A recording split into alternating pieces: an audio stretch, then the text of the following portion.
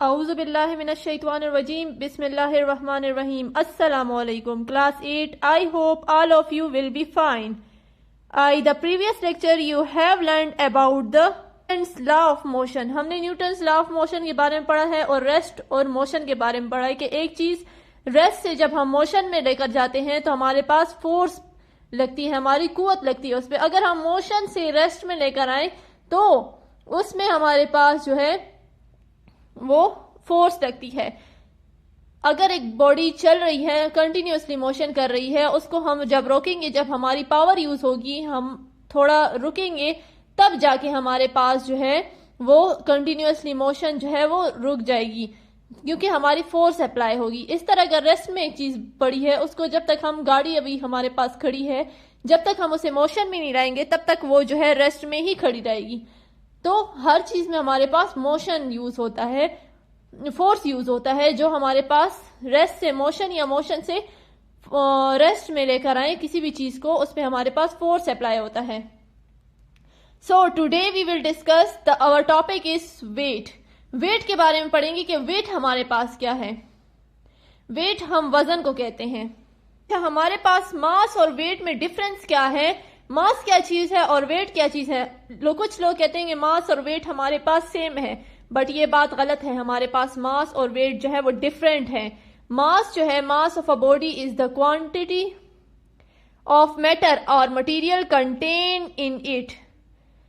एक मास है, अगर उसका वजन हमारे पास 25 किलोग्राम है या 20 किलोग्राम है, वो जिस भी डायरेक्शन में पड़ी हो, पैरेलल हो, चाहे वो हमारे पास जो है हॉरिजेंटल हो या वर्टिकल में हो, चाहे जिधर भी हो, अगर जमीन पे हम खड़े हैं, हमारा मास जो है वो 25 किलोग्राम है, तो वो 25 किलोग्राम ही रहेगा।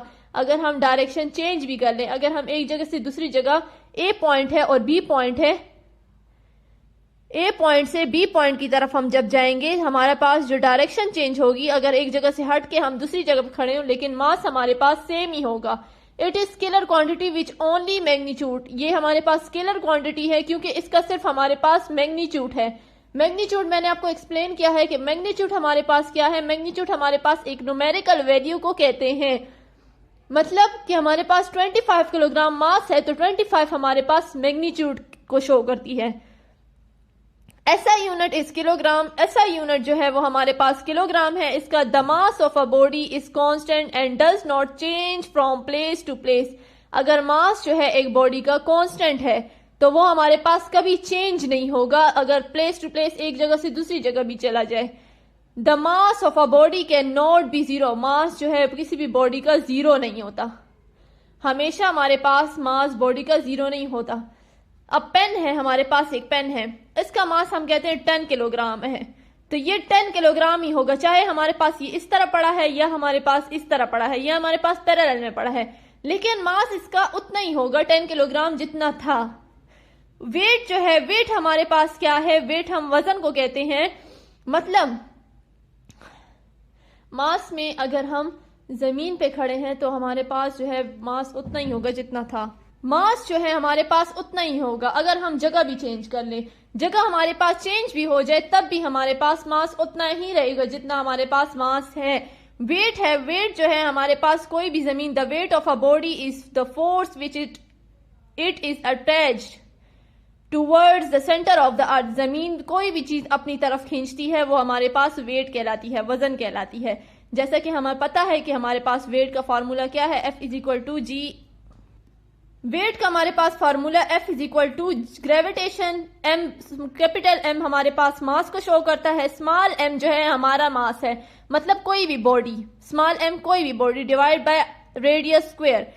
फोर्स लगती है, ग्रेविटी जो है अपनी तरफ मास को खींचती है। फोर्स जो है वो ग्रेविटी जो है वो अपनी तरफ हर चीज को खींचती है, हर मास को खींचती है, उस पे हमारे पास फोर्स लग रही होती है by Newton second law of motion. Second law of motion के अकॉर्डिंग अगर हम देखें तो force is equal to mass multiply by acceleration.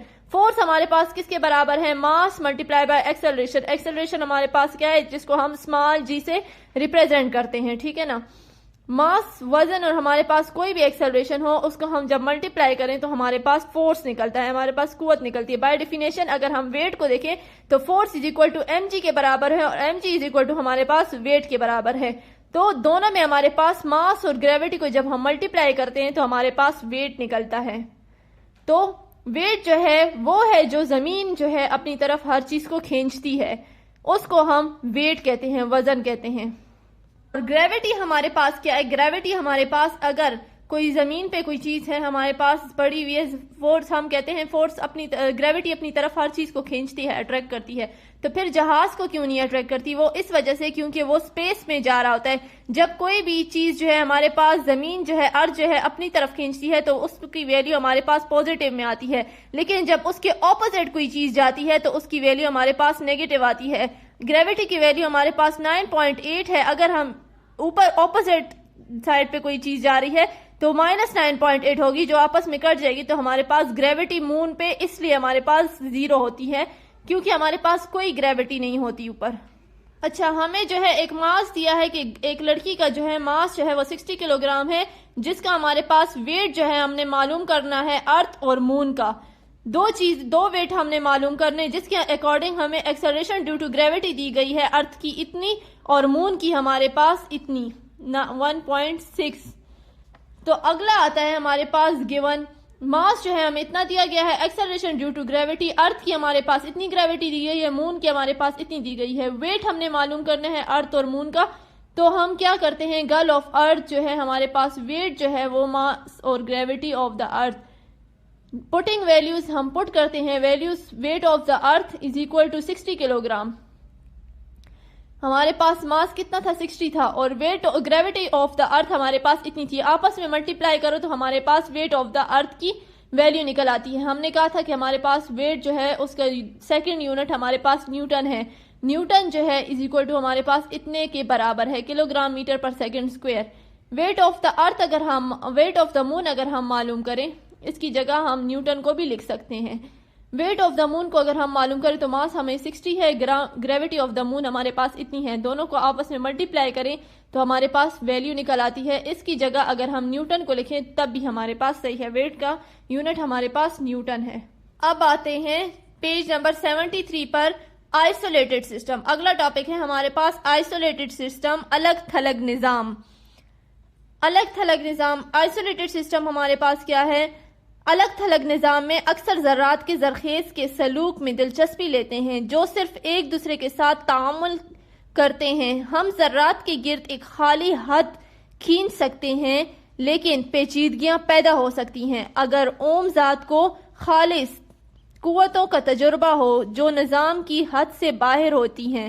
ज़र्रात के माबैन तामुल को मौसर तरीके से मुताल्ला करने के लिए हमें अपनी तवज्जो ज़र्रात के अलग थलग निज़ामों तक महदूद रखनी चाहिए। अलग थलग निज़ाम एक ऐसे ज़र्रात का मजमुआ है जो एक दूसरे के साथ तामुल कर सकते हैं, लेकिन जिनके इज्तिमा से बाहर के माहौल से तामुल उनके मुहर्रिकात पर ना होने के बराबर असर पड़ता है। मिसाल के तौर पर, बर्तन में बंद गैस के उन्वान को बाहिमी राब्तों की लाशों का अलग थलग निज़ाम समझा जा सकता है। गैस की हद की मालिक्यूल एक दूसरे के साथ और इनके कंटेनर के तामुल के निज़ाम के साथ तामुल करते हैं। दूसरी कुव्वतें जैसा कि दस्तरख्वान को ग्रोतियों कोई कुव्वत को थामे रखे हुए मेज अनो के निज़ाम कंटेनर्स की हरकत पर ना होने के बराबर असर समझे जाते हैं। मतलब कि अगर हमारे पास एक कंटेनर है, एक बाउंड्री है, उसको हम सख्ती से बंद कर दें और उसमें हम गैस भर दें, गैस के मालिक्यूल्स जो है वो कंटेनर के वॉल्स के साथ जो है वो टकराएंगे, पर ना बाहर से कोई फोर्स, ना बाहर से हीट आएगी अंदर और ना अंदर से हीट बाहर की तरफ जाएगी। तो इसको हम आइसोलेटेड सिस्टम कहते हैं, अलग थलग निज़ाम करते हैं कि मतलब जो हमारे पास पार्टिकल्स जो है अंदर ही कोलिजन करें, आपस में टकराएं और मोशन करें, जिसका इफेक्ट जो है हमारे पास बाहर की तरफ ना पड़े, सिर्फ अंदर ही हमारे पास उसका इंटरेक्शन हो, उसका इफेक्ट पड़े, वो हमारे पास आइसोलेटेड सिस्टम कहलाते हैं। जिनके हमारे पास पार्टिकल्स जो है वो अंदर ही अंदर जो है आपस में कोलिजन करते हैं, कोलाइड करते हैं। अच्छा, अगला है हमारे पास पेज 77 पर topic number fraction. Friction is the force that opposes relative motion or attempt motion between system in contact। हमारे पास फ्रैक्शन फोर्स जो है वो रगड़ जो है मतलब फ्रैक्शन हम रगड़ को कहते हैं। दो ऑपोजिट फोर्सेस, दो चीजें जो हैं आपस में जब रगड़ खाती हैं, जैसे कि हम हाथ जो है दो हैंड्स को, दो हाथों को जो है आपस में मलते हैं, रगड़ खाती हैं, तो वो हमारे पास फ्रिक्शन कहलाती है। जैसे कि हमारे पास एक स्मूथ सरफेस है और एक उसके ऊपर बॉक्स पड़ा हुआ है, या रफ सरफेस है, उसके ऊपर हम बॉक्स रखते हैं और उसको हम फोर्स लगाते हैं, धक्का देते हैं, तो जमीन और बॉक्स के दरमियान में जो हमारे पास रगड़ खा रही है, बॉक्स और जमीन आपस में जो रगड़ खा रही है, उसको हम फ्रैक्शन कहते हैं।